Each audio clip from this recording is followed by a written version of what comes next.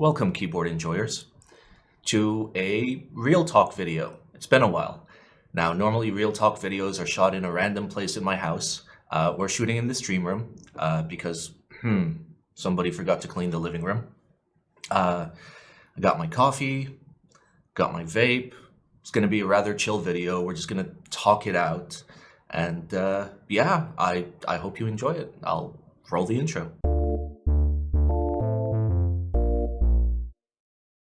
Now, listen, this is the first of a three-part series. The first one is things I hate in the keyboard hobby. The second one is going to be things I love in the keyboard hobby. And the third one is going to be things I miss in the keyboard hobby. All right? Now, I generally don't like making like negative videos, but Real Talk is all about real talk. You know, it's about what I truly think and what a lot of people think and are not willing to say. So, if it annoys you that this is a really negative video, then it's fine. You can watch the things I love. But I do recommend watching all of it. It's nice to hear multiple points of view. All right. So these are in no particular order whatsoever. Pretend I hate all of them equally. And there's a lot of stuff here. So we're going to take it slowly. All right. So the first thing I hate is non-hobbyists in my hobby. All right. I love this hobby. Like, the keyboard hobby is freaking amazing. And when you see hobbyists in the hobby, people that are like willing to DIY, willing to come up with creative ideas, willing to do dumb stuff, it's amazing.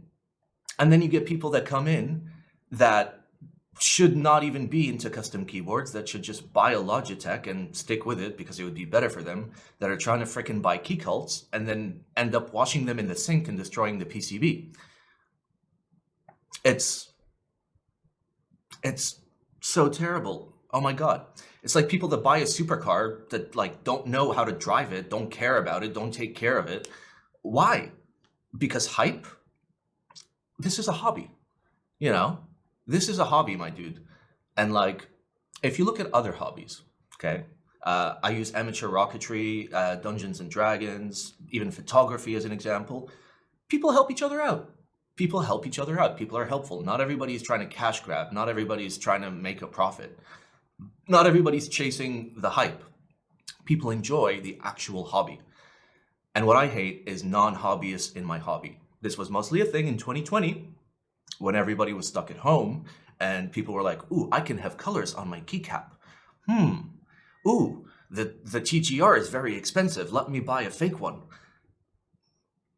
Anyway, most of those people thankfully have fucked off. But people like that will always enter the hobby. What I would like is for all of us to be able to educate them and just be like, hey bro, this is a hobby. You're supposed to enjoy this, you know? It's not all about hype chasing and flexing on other people. That's not what a hobby is. All right, do you get the idea? The second thing I hate is blatant cash grabs, okay? Now, I'm not talking from the hobbyist side, I'm talking from the creator or the vendor side.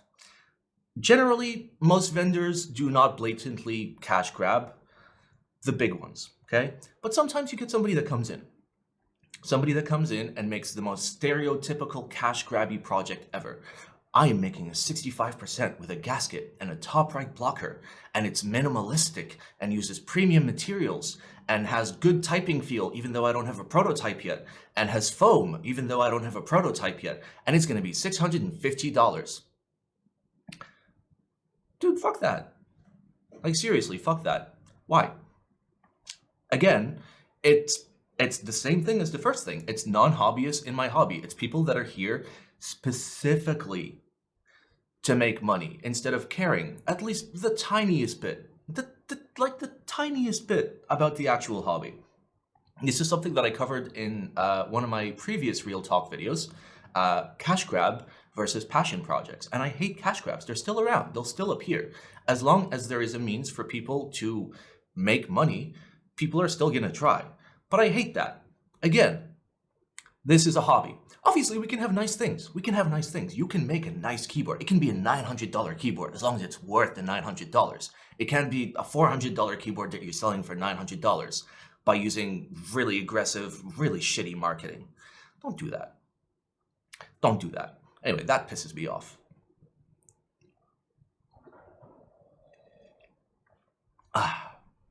What also pisses me off is people that take one source of information and treat it as gospel. Okay? That includes some of you that watch me. If you listen exclusively to me, you are a fucking idiot. Okay? If you listen exclusively to one person, you are a fucking idiot.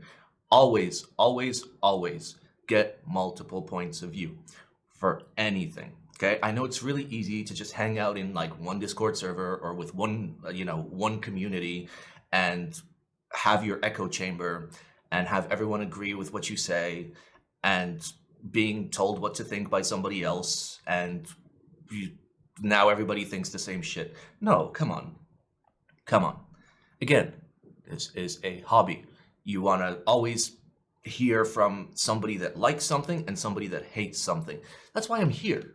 Okay? That's why I'm here. I'm here to give alternative points of view. It's my own point of view. I tell the truth about what I believe. But yes, do not literally just look at one line written on the internet somewhere and be like, this is the truth. People had this when I put out the profit sheet, the science sheet, which is available at blacksimon.tv/science. It's not at all scientific, okay? But it describes, my observation and other people's observation about all of the things that impact keyboard sound and how they impact keyboard sound, like plate material, thickness, weights, mounting style, the switches, the keycaps, the stabs, everything. It was supposed to do one thing, and that one thing is to explain to everyone that the sound of a keyboard is way more complex than each individual part or even the sum of its parts, where so many rules are broken and nothing follows any logic. But then people look at it and assume, one, it's like the Bible, and they're just like, I'm going to design a keyboard using this. No, what are you doing? And then two, there's people that look at it like, my keyboard sounds slightly different. This is completely fucking wrong. Without reading the sheet and reading all the disclaimers of, hey, bro, it depends on a case-by-case basis. Don't take one source of information and just be like, this is the only information in the universe. Chill. Fucking chill. All right. Next up. Why the hell are high-end keycap sets so pricey? Just when I say high-end, I'm saying like, CRP, some nicer die subs, GMK. Why are those so pricey? It drives me insane. You can go to Unicomp and get huge PBT, like thick PBT, a full keycap set for your Model M with custom die sub, like APL die sub or like regional die sub for $35. And they're fucking great. I have a set. They're great. They're not one-to-one exact replicas of the original, but they make good molds. The quality control is solid. The die sub is good. It's $35. Look at Shenpo. Again, you get a really good key set for $30. Okay. You've obviously got, other like Chinese double shot stuff like that. It's possible to create a really nice key set for $30 to $40. Why the hell is GMK and all the big boys charging so much fucking money? It makes no sense in my head. And before you say, but it's expensive in Germany, what about Unicomp? They make it in America. How are they so cheap? You know how they're not cheap? They're not assholes. So yeah, it just drives me crazy how expensive keycap sets are. Like this right here, my Handerbait, is the last keycap set I purchased in like 2020. Since then, my last high-end keycap set that I've purchased since 2020. They're just so freaking expensive. And then you end up with like quality control issues where like the spacebar is just slightly bent or like the texture is just slightly wrong. You're paying like $150 for this, considering shipping and everything else. How the hell is this okay? It's really not. And then I look at something like, like Shenpo or Xiaomi before they raised their prices, or even CRP, okay? CRP is like right on the edge of like what I would consider fair pricing, but you get a good product. So why the hell is everything else so expensive? This leads into our next thing, overpriced switches, right? A fair price for a good switch should be like sub 30 cents, right? I remember when you could buy Cherry MX Blacks for about 20 to 21 cents online back in 2019, not even that long ago. And then Cherry started increasing their prices, and then everybody started increasing their prices. There's no excuse to be charging close to $1 for switches, first of all, okay? And yes, I understand that MOQ is a thing. I understand that, you know, some switches are more expensive to produce than other switches. And, you know, I get that.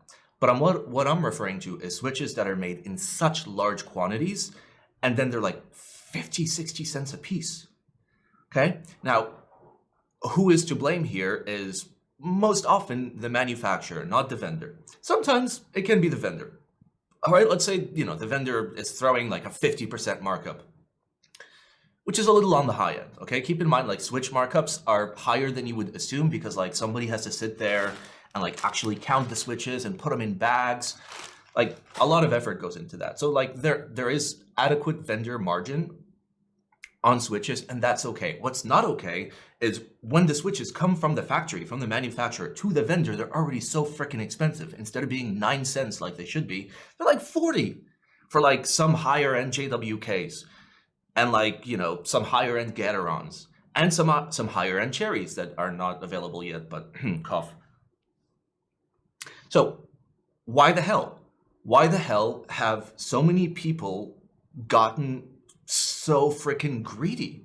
Especially in this case, people that make switches and people that make keycaps. What the hell? You know, they were able to produce at a certain price quite well, and then the demand exploded and everybody wanted them, but they still produced the same amount, if not more, and raised their prices. Well, now that the demand has died down, great. Hopefully they're stuck with inventory and they have to reduce their prices, but I doubt that. People are just so greedy, man. People are just so greedy. Oof. All right, number 7. Foam for the sake of foam, okay? Or actually anything for the sake of anything. If you are a designer, design, okay? Do not be a slave to what you think people want, okay? We've ended up in this like crazy rabbit hole where people are putting like meme cuts on their plates without understanding why, putting random cuts in their PCBs without understanding why, going thin PCB and not understanding why, gasket mounting and not understanding why, putting in 5 different layers of foam before they've even typed on the board and not understanding why. Stop trying to do things just because other people are doing them, okay? And if the maker's logic is, oh, but that's what the people want. No, it's not. No, it's not. It is absolutely not what the people want, okay? If you give people, here is the keyboard, they will buy the keyboard. It doesn't matter what's in it, okay? If they like the board, they're gonna buy it. They can get foam aftermarket. Hell, you can sell foam aftermarket, okay? But stop doing dumb shit in your designs because everybody else is doing it. It makes no fucking sense. It increases your cost. It increases your complexity. It makes it harder to quality control. And in the end, very often you are making an inferior design. You are making it worse because you don't know what the fuck you're doing. Please stop it, okay? If you are a designer, if you're going to put a cut or a weight or foam or anything, ask yourself, why am I doing this? Am I doing this for a purpose? Or am I doing this because other people are doing it? Do things for a purpose, okay?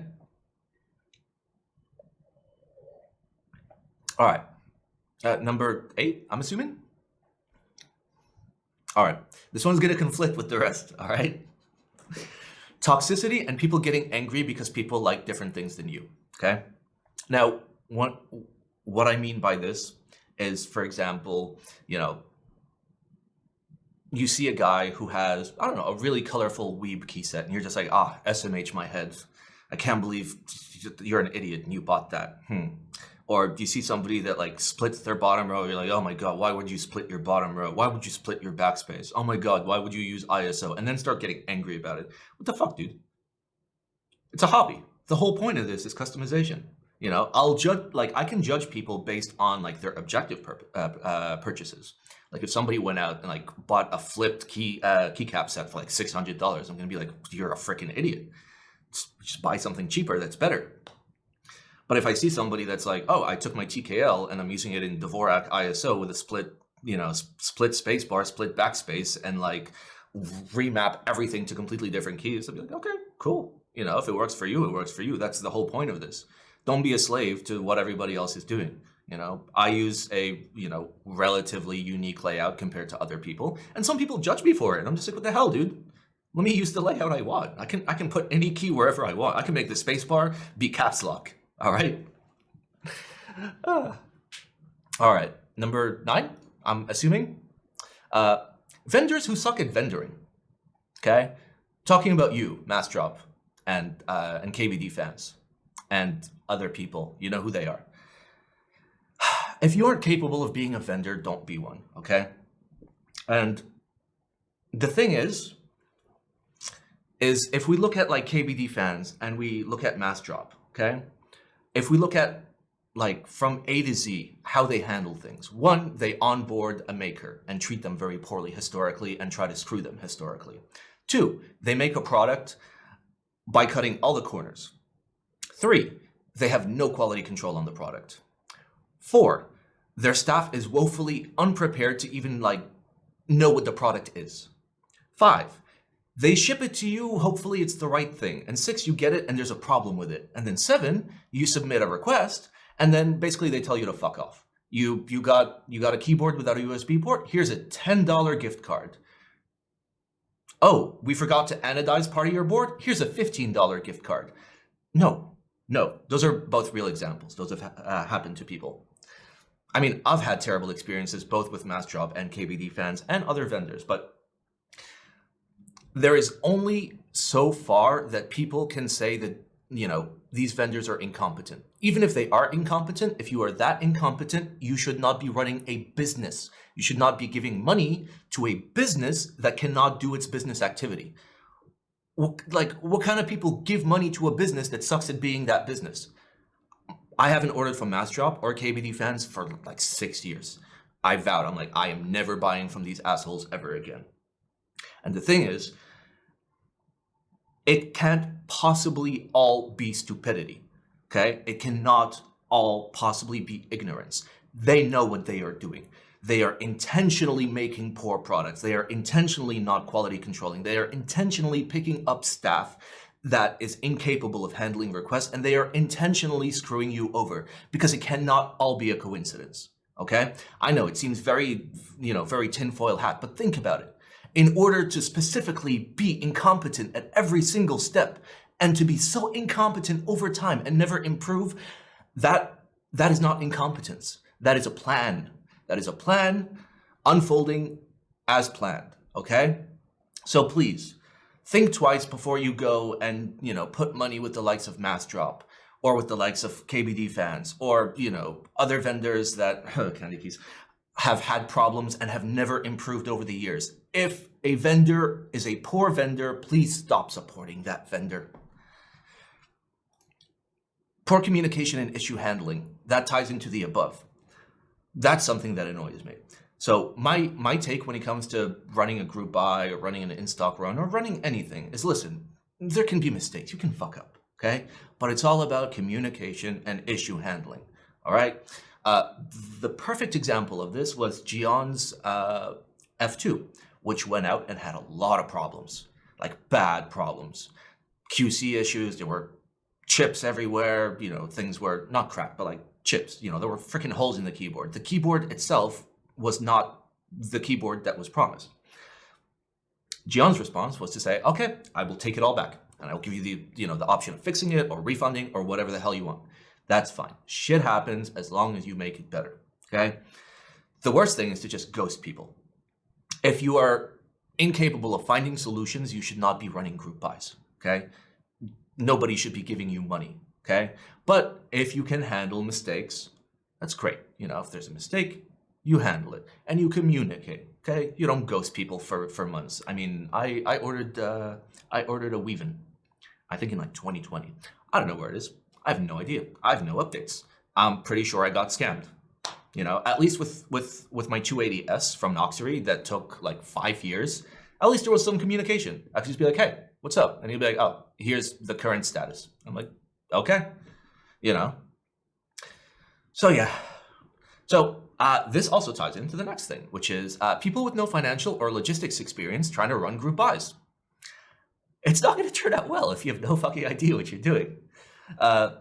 So this applies to like children, like teenagers, 14, 15, that are running their first group buy and have no idea what the hell they're doing. Please don't do that. Like sometimes in rare circumstances, it'll turn out okay, but generally you're not equipped for this. If everything goes wrong, you don't have the financial backing to be able to fix everything. You need financial and logistics experience if you are going to run a group buy.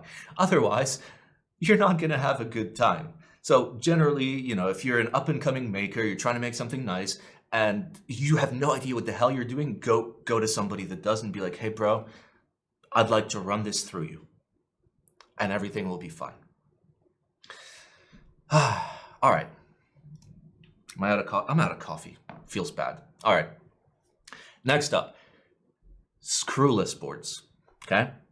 Now, screwless boards are boards with screws, but instead of them being on the bottom where you never see them, they're on the top where you always see them. Very screwless. Okay. So it adds complexity. It's so annoying to take apart. I complained about this a lot in my Sandglass review.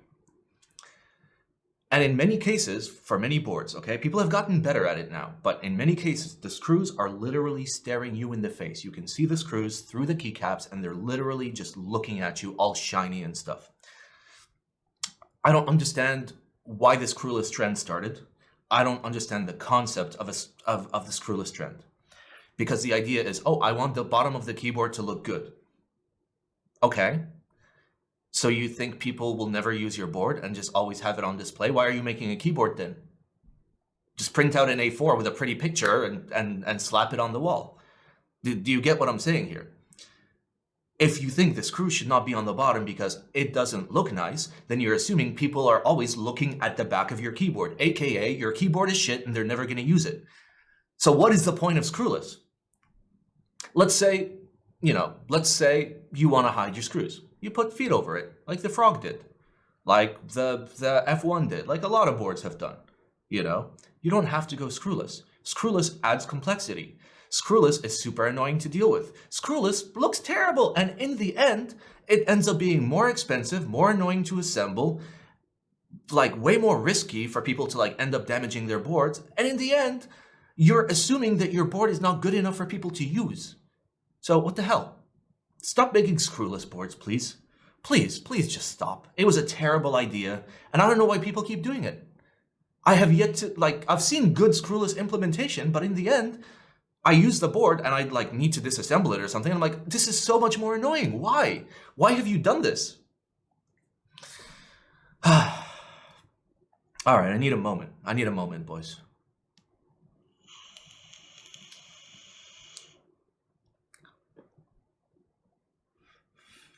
God, I hope the video about the things I love in this hobby is equally long. All right. Next up, dumb marketing. Okay? Not just marketing, dumb marketing.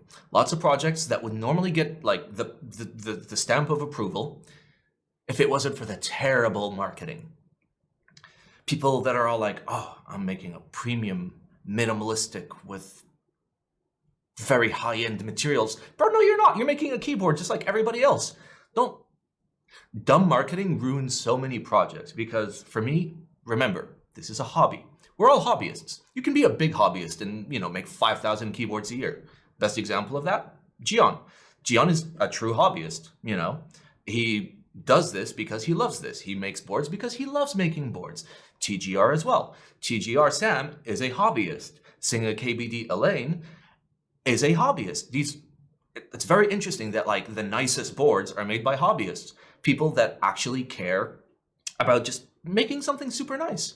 But then you've got people that, are trying to market like a barely passable board with such heavy marketing. Bro, it's okay. You can make like a mid-tier board and say, hey bro, this is a low-tier board or a mid-tier board, and I'm putting it out at this price point. I hope you enjoy it. Instead of like, we scoured the earth to find the most premium materials known to man and improve the typing feel like no other keyboard, and yet we still don't have a prototype.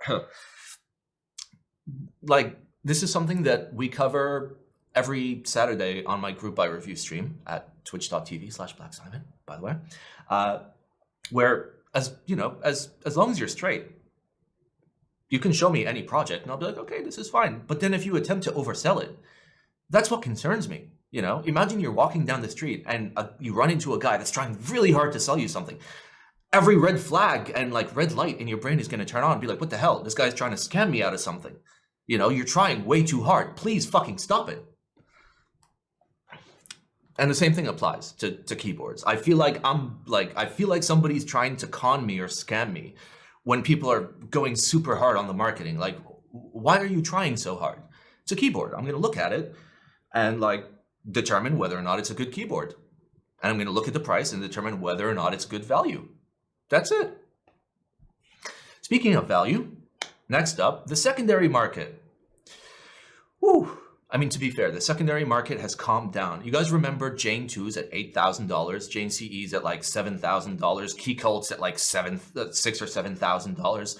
What the actual hell was going on? 65% were being flipped for like $3,000, $4,000. This is a damn hobby. Look at something like Amateur Rocketry, D&D, etc. Like, people are there to help each other instead of trying to make maximum monies. Like, this ties into the very first thing I talked about, which is non-hobbyists in my hobby. Because, I mean, okay, for me, I generally don't sell my boards unless like I hate the board. And if I do sell it, I try to sell it to a friend and I sell it for cost or below, because my goal is to make somebody else happy instead of make money. Like, I don't know, that for me, that makes sense. But then you've got people that, explicitly buy things to flip them. You've got people that are overinflating this. Thankfully, again, it's coming down and prices are becoming more reasonable. But like for years now, everybody I talk to, when they say, hey, Simon, should I buy something on Mechlin? No, do not enter the secondary market. Never buy anything on the secondary market. It's such a poor value. I hope it gets better. I really hope it gets better. But I hate the secondary market. It's atrocious. It's just a bunch of people ripping each other off. Obviously, once in a while, you get something super nice that comes out and, somebody's a normal individual. But in general, it's just, oof, it leaves such a bad taste in your mouth. All right, speaking of leaving such a bad taste in your mouth, clones. Okay, like one-to-one clones, okay? Like, God, this just annoys me so much. So, TGR Jane 2. Okay, it was a nice board. People liked it. It started flipping for a lot of money. Then Kalam came out and made a clone of it. Which, okay, I get it. People that want to like type on one and will never have, the means to be able to afford one. Cool. But then he starts making the PCB look exactly like the original board. Then he makes boxes that look exactly like the original board. Okay, at this point, you're trying to fucking scam people. Because being able to try something at a lower price point and, having it available, whereas normally it wouldn't be, cool. But you literally cloning the printing on the box. No, buddy. No. That makes it very clear what your motivations are. Your motivations are to give people the tools to be able to scam other people. That is fucking terrible. One-to-one clones are atrocious. Now imagine somebody gets sold a fake TGR Jane V2 and thinks it's real and then has a problem with it and is now reaching out to TGR being like, bro, I have this problem. And everybody's like all worried that, oh no, there's this problem now because the guy doesn't know any better because he's been fucking scammed. That's not okay. And it demoralizes the designers as well because they're just like, well, what do I do? Like the only solution is to just like, make a bajillion more boards. But like, it's so hard to do that. You know, some runners like me will do like, you know, small runs of like 150 to 200 boards every few years, and that's it. Like I can't handle any more than that, you know. TGR at least went, you know, to Monake and had like, they're just like, I want to do like bigger amounts and I don't have the capability to do it anymore. Let Monake do it. And then, you know, the Jane 2 ME came out, and lo and behold, prices on the Kalams fucking deteriorated. Oh my God, I can't say that word. Okay, well, fun fact, I cannot say deteriorated. I said it. Okay. So yeah, clones bad, okay? Don't buy clones. Don't support clones, okay? You can support clones that aim to exactly mimic the sound and feel of a board. That's fine.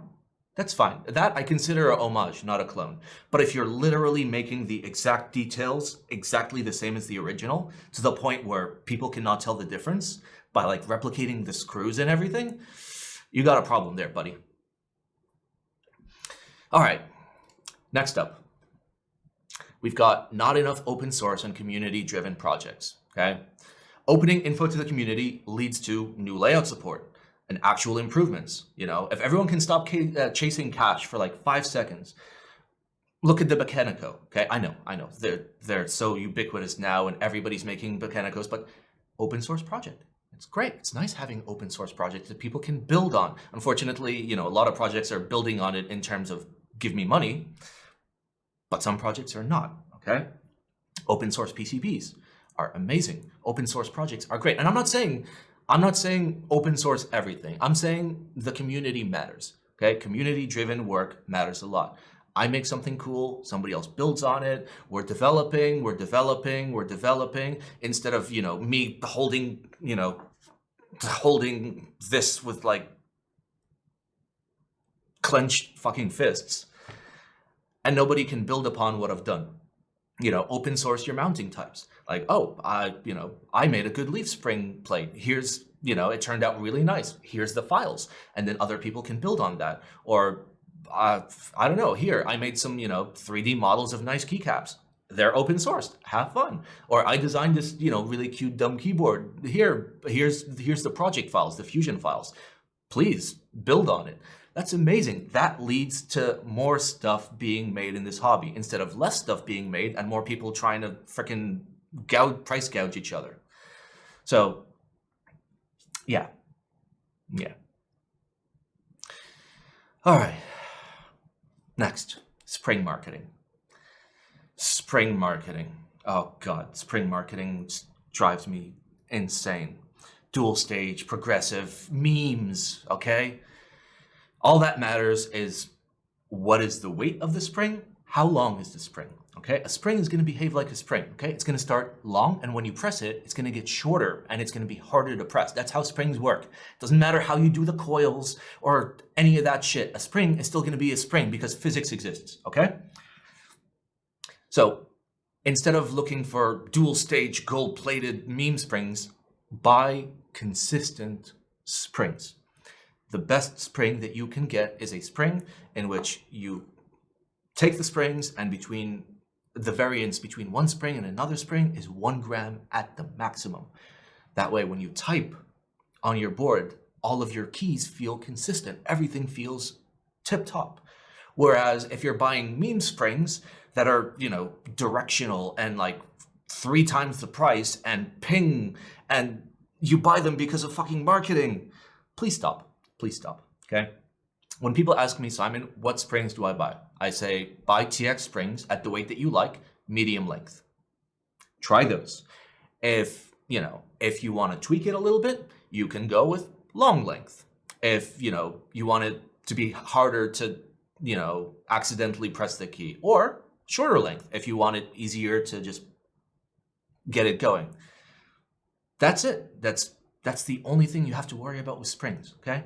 Forget all the buzzwords. All that matters is weight, length. Weight, length. That's it. And consistency, okay? The grams of variance are very, very important. If it's not 1 gram or below of variance, do not buy the springs. That's it. All right? All right, small little vape break, and then we're going to just go through the rest.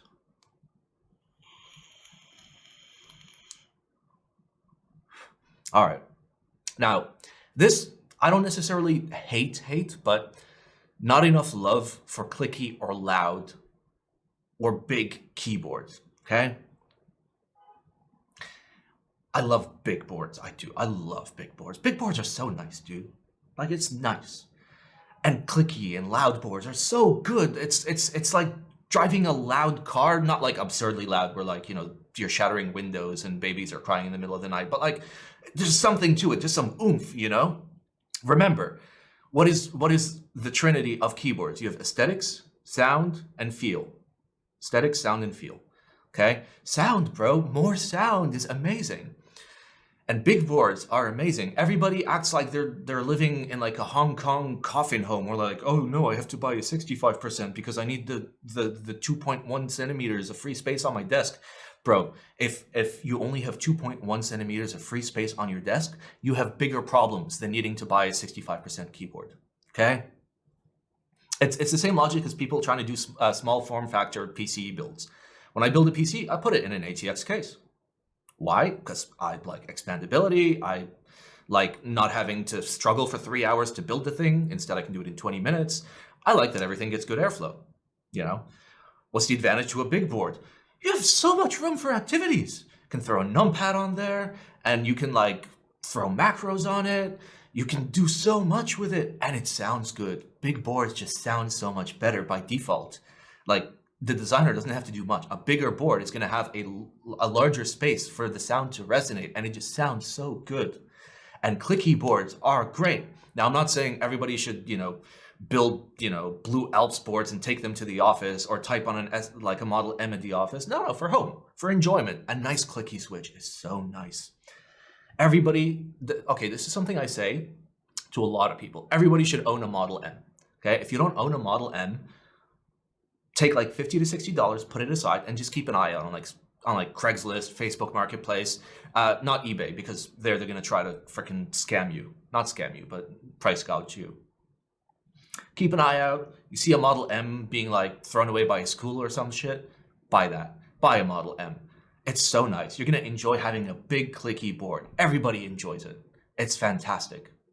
All right. All right, next up, I have How Do You Do, Fellow Kids? Which is big brands trying to come into the hobby like they know anything about it. Again, it ties back to the original thing. Non-hobbyists in my hobby. You see how much pain is caused by non-hobbyists being in our hobby? It's so annoying. Look at the height 65%, the height 65 Keeb, I think is the actual name of the board. I made a YouTube video about it. It was a dumpster fire. Big brands trying to come in like they understand the hobby and they have no idea what the hell they're doing. It's terrible. I'm not even going to go into detail about how terrible it is. Please check out my height video. Lots of people watched it. Lots of people enjoyed it. God, just, can non-hobbyists just leave our hobby, please? All right, next up, hot swap. Okay, now I don't hate hot swap all the time. Okay, as a long-term daily driver, it's not the play. Okay, for testing switches or breaking in switches, it's fine, okay? But hot swap has its issues, okay? Issue number one, you're not gonna be able, okay. Sorry, I was getting my thoughts together. Real talk video means no script. I just like have a list of stuff I need to talk about. All right, part one, you can do a plateless build. I mean, you can most certainly try, but your switches are gonna be crooked because there isn't a plate keeping them straight. And there aren't pins keeping the switch straight in the PCB. Thing number two, if you attempt to remove your caps, you're going to pull out your switch. Thing number three, if you accidentally drop your board, everything's going to fly everywhere. Thing number four, it's really, really, really easy to mess up the sockets, and they're really, really, really hard to fix. If I burn a pad on a solder PCB, it's an easy fix. If I disconnect a hot swap socket by accident by just pressing too hard, well, good luck, buddy. Thing number five, I'm not even keeping track. Thing number five, the sound is different. The sound is different. You still allow a little bit of play for the switch to move around on the PCB because it's not firmly in there, and that'll really mess up your sound. And then from a feel perspective, now this is really, really really subtle, okay? Some people notice it, some people don't notice it, where you feel a better connection to the PCB when it's soldered. It feels more stable on the table.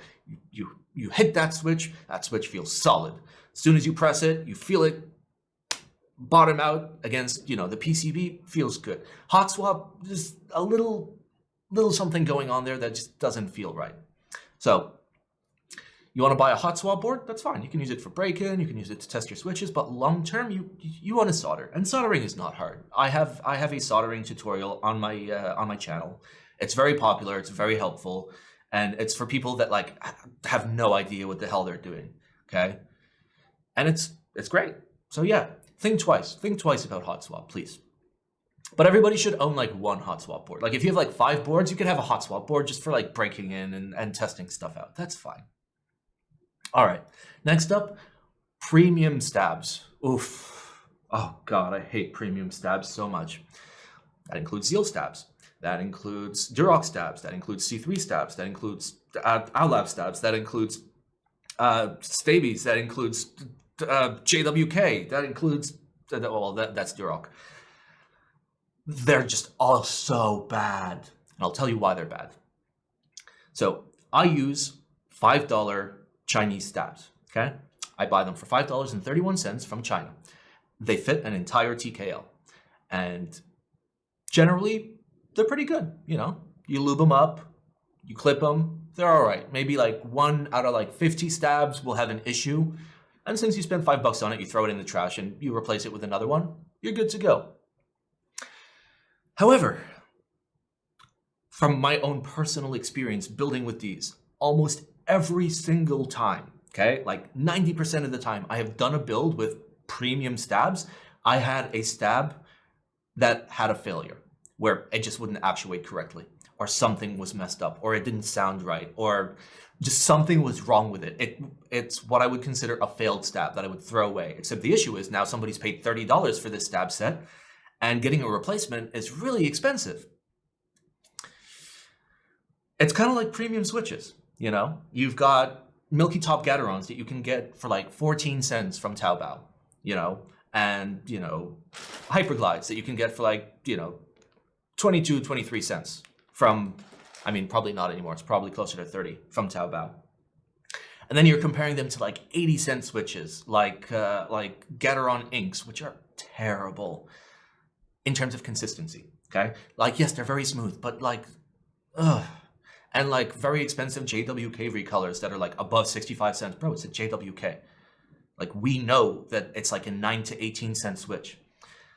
Stop overpaying for switches. Stop overpaying for stabs, okay? Please, please. All right.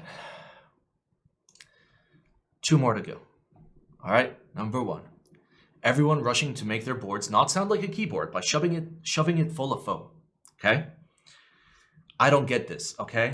I really don't get this. They're like the whole point of a keyboard made out of aluminum is like it's got the aluminum sound, and the feel, right? And then all the makers and all the buyers are just filling it with foam until every single keyboard sounds exactly the same. You listen to a sound test of a foam keyboard, you know what it sounds like? A foam keyboard. So why even spend the $400 on a fancy aluminum case if it's just gonna sound like a plastic OEM board with foam in it? Just buy a plastic OEM board. Buy a Keychron K8 Pro. It's great, and it's $85. I removed the foam from this, okay? But if the foam was still in here, it would sound like a foam board. And as a foam board, it would sound like a $400 foam board or an $800 foam board. You know why? Because when you put the foam in there, you don't allow the board to have any sound. Like this, I really hate this. It annoys me and it boggles my mind. Like, why is everybody rushing to make every single keyboard sound exactly the same? Wasn't the whole point of this hobby like playing around and finding cool things?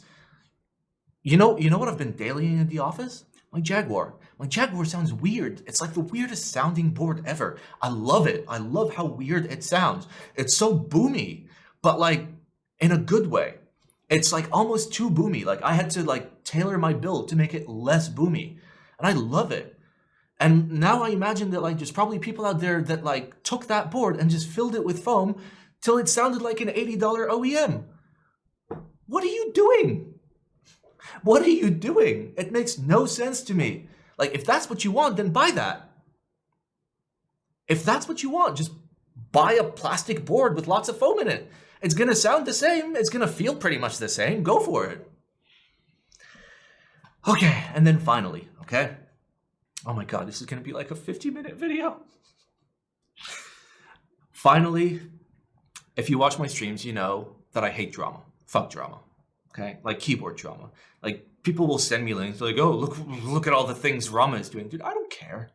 I don't care about people's personal lives. I don't care about starting shit. I don't like gossip doesn't help me. It doesn't help the community. Who actually cares? You know, I prefer to use like my mental faculties to do something helpful, you know, like help out somebody new to the hobby, make, you know, educational content, chat with people, have a good time, you know, things that are beneficial towards the hobby. But then people just love drama. I get it. Like some people are like, they love gossip, but like, bro, it's a community. It's a hobby. Chill. Like, who cares? Who cares about the drama? Like, if it's a fact about like, you know, oh, Rama hasn't delivered anything properly in 2 years, I'm like, oh shit, well, that fucking sucks. Well, don't buy from Rama anymore. But if it's drama, like, oh, did you hear about his car? I was like, dude, I don't fucking care. I just care about keyboards. This is a keyboard hobby. Why? What are you doing? Is keyboards not interesting enough for you? Make it more interesting, bro. Maybe remove the foam from your boards. You'll find it a lot more interesting. Maybe try out new switches. Maybe like, you know, take a budget of $120 and try to make a really sick build for that. Like something that like slaps. Do something good. Who gives a shit about drama?